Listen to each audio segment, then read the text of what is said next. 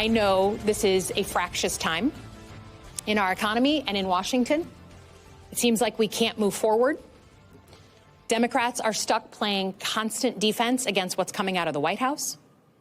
But defense is simply not enough. No team in history, on the field or in Washington, D.C., ever won a damn game without going on the offense. We need to offer a different vision and demonstrate an affirmative, positive plan for the country. That's our responsibility and what this moment demands of us. Hi again, everyone. It's 5 o'clock in the East. Hear that, Democrats? That's what offense sounds like. That was Senator Elissa Slotkin today, not just talking the talk, but clearly willing to walk the walk as she announced her new economic war plan for our country. We'll get to exactly what is inside the plan in a second, but right now we make note of the fact that the senator made a deliberate choice where to announce her plan. She decided to come together with people, in this case, speak at a think tank where agreement is not always guaranteed. Slotkin told the Washington Post about her choice for the venue, the Center for American Progress. Quote, "We need to be able to have tough, real conversations about the way forward as a party, and we can't do that by only talking to people who agree with you." And so I went right to a place that in, I think, many ways we have big agreements on things, but in other ways we just really disagree. The bridging of divides and disagreements, or at least efforts to do that, are a rarity at this moment in our politics, in our government.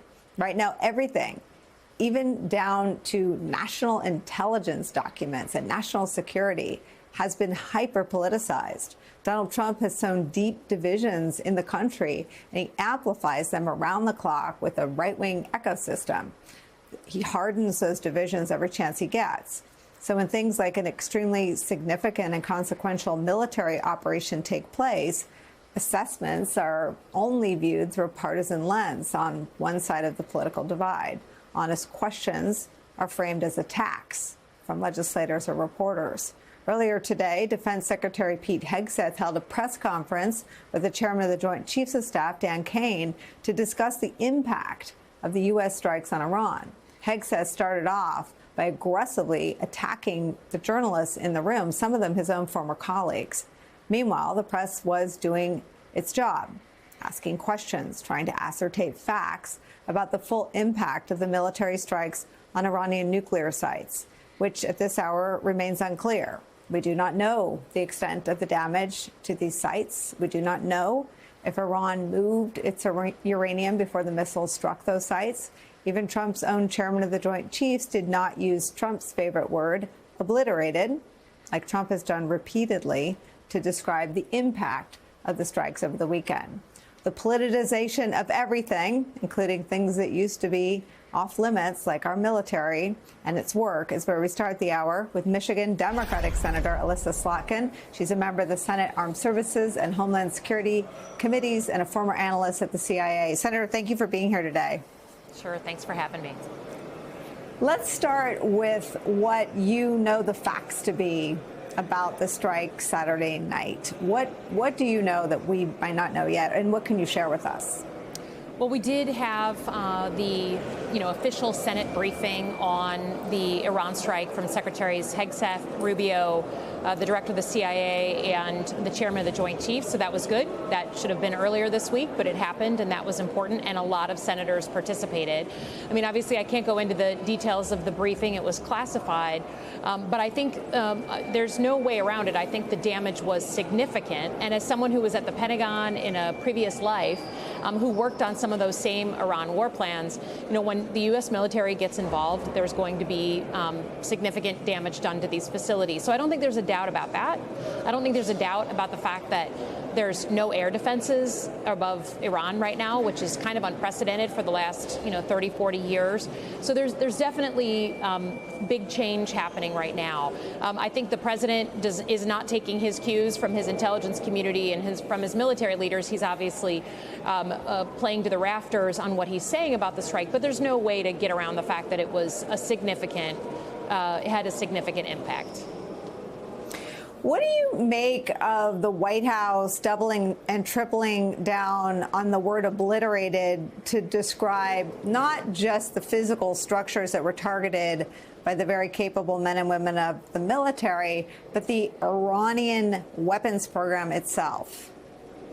Yeah, I mean, like I said, without going into details, there was significant damage done. I don't, the word obliterated, I can't speak to that word. I think, honestly, just so everyone understands, when the military takes, action, there's an operation, it's not the military that assesses the battle damage, right? It's the intelligence community that assesses that. And that takes a long time. It takes information from human sources, from all kinds of other sneaky squirrel places where we get information. It takes a minute. And I say that as a former CIA officer.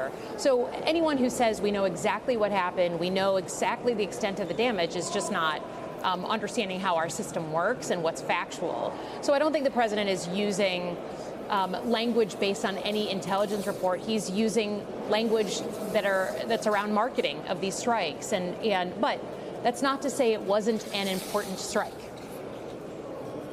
Let me read you something that Trump has announced as new policy on Truth Social today. He said, quote, "The Democrats are the ones who leaked the information on what he's now calling the perfect flight to the nuclear sites in Iran. They should be prosecuted."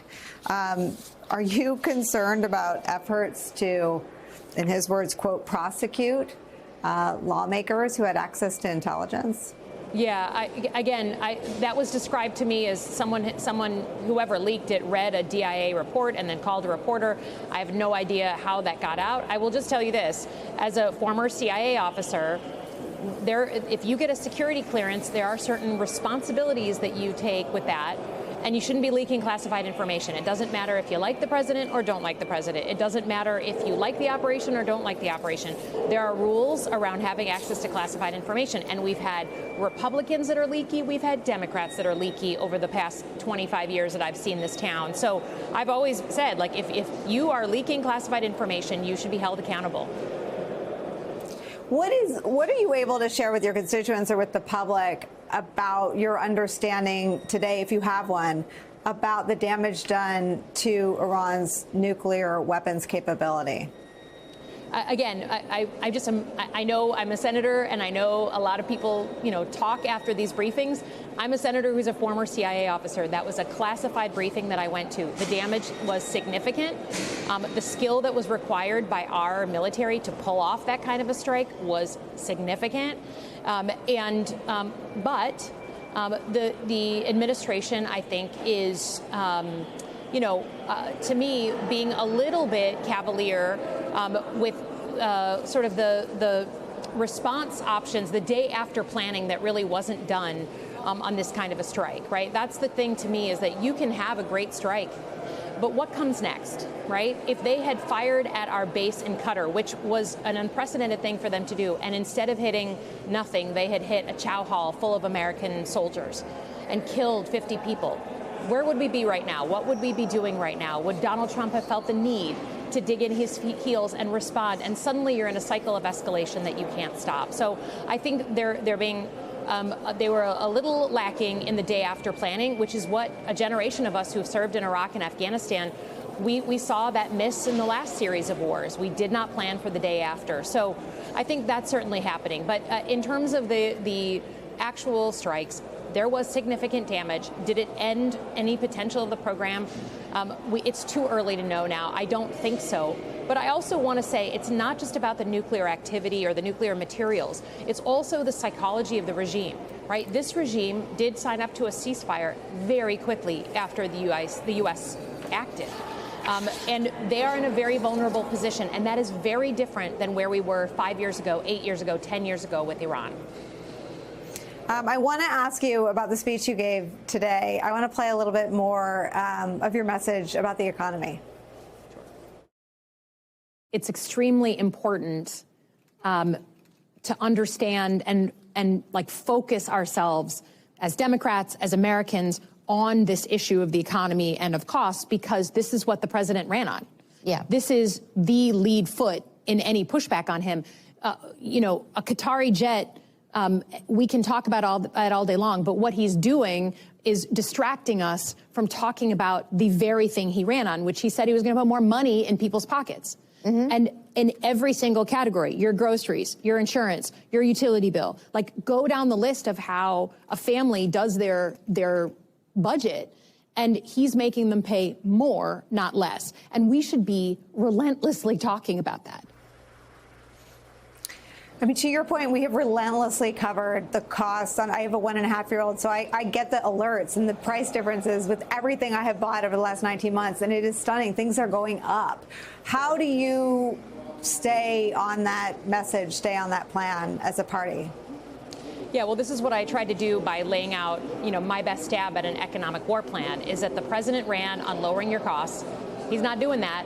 But you can't just play defense. You actually have to play offense and lay out your own plan. And so I literally sat down over the past month and figured out, based on me being from Michigan and hearing from people all the time, what they're most concerned about and what they want out of their elected leaders. That's a focus on job creation, on housing, on health care, which every single American I know thinks is broken.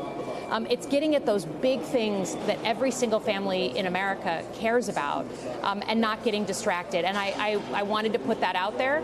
How do we bring back jobs to the United States? How do we make critical supply chains, make them here in America and not elsewhere? How do we get prepared for artificial intelligence and how our education system has to change?